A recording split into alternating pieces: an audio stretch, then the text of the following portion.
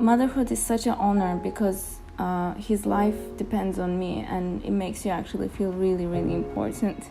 In this motherhood journey, I have learned how to be selfless. Time management is definitely a big one for me. Yeah, the Amazing Mother Project is necessary. Yeah, it's so necessary because Great benefit. there's lots of information that we could get from this. They'll be able to get educated on these areas. Yeah.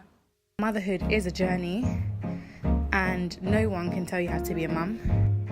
I think the best thing about motherhood is the unconditional love and the compassion I feel towards my child, because for me the purpose of life is about love and how to expand your heart to be able to love even more. Being an amazing mother means to me just giving your baby your all, really.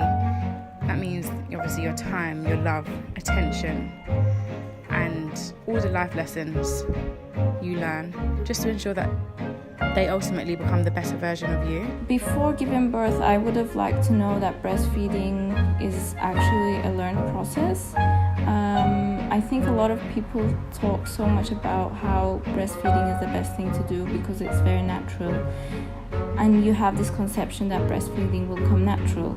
But it didn't come natural for me. For me, it was a very long and hard learned process. I was very stressed.